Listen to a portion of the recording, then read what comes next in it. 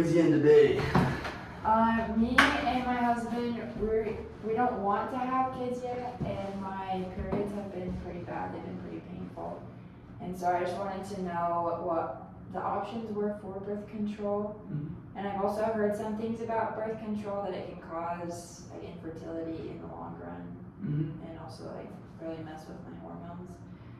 So I just wanted to know everything before I walk into that. Oh, that's like perfectly okay. You know, those are pretty common concerns actually. I'm glad you asked instead of just relying on the online sources. So there are several different types of birth controls that you could use.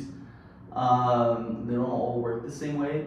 So I can help you understand the science behind each one of those so that you can understand what you're doing before you make a decision. Yeah, I would love that. Awesome. Thank you. Totally. So one of the most common ones, I'm sure you heard of it, is the birth control pill. It has synthetic versions of estrogen and progesterone, which are hormones that your body releases naturally each month. Okay. So they work by preventing ovulation, meaning that your ovaries won't release an egg each month, and without the egg, pregnancy can't happen. Okay. It also has a couple of backup things, so it thickens the cervical mucus, and it makes it harder for the sperm to reach the egg by doing that. And it makes the lining of the uterus a little bit thinner as well, which makes implantation less likely if fertilization does happen. Okay.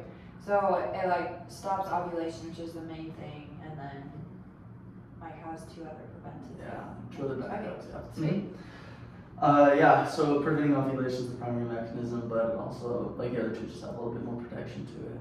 Okay. I've also heard about an IUD, and that's like pretty common, pretty popular. Yeah. So what about that one? So there's two types of IUDs, right? So there's a hormonal one and a copper one. So the hormonal IUD is a small little T-shaped device that is placed inside the uterus, right? Okay. And it slowly releases the hormone called levonorgestrel, which is a type of progesterone. And this also thickens up the cervical mucus, like the pill, and it also makes the uterine lining thinner, just like the pill. Okay. So that just makes it harder for the sperm to reach the egg and make implantation less likely as well.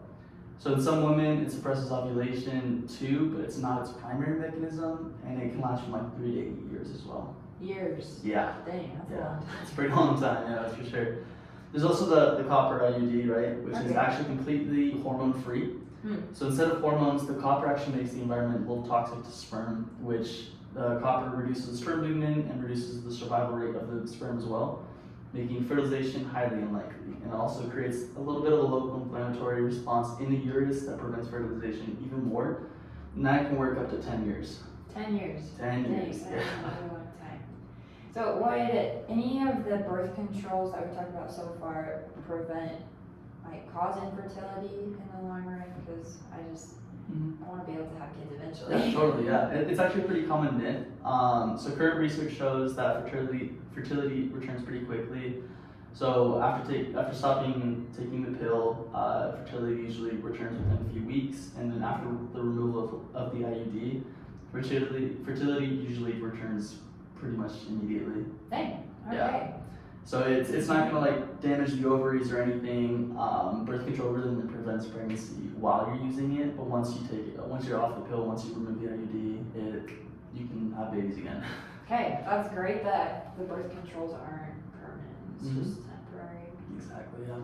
So what are the advantages and disadvantages like overall?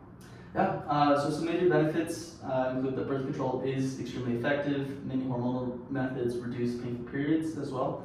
Okay. It decreases bleeding, it regulates the menstrual cycle, and some can even improve acne and what a reduce. blessing. I know, yeah.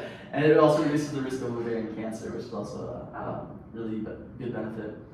But some of the downsides include nausea, breast tenderness, and headaches. Right, the pills can also increase the risk of blood clots.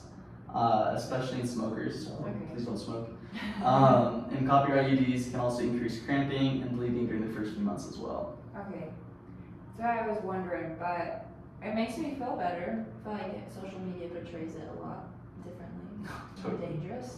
Yeah, so unfortunately online information isn't always accurate. The best choice depends on health history, lifestyle, and goals. And since you want to prevent pregnancy and relief from painful periods, a hormonal method might be the better option, but we would look at your medical history first before proceeding with the decision. Okay, thank you. I appreciate it. Yeah, and so good decisions come from reliable scientific evidence and not from online sources. So thank you for coming in. Yeah,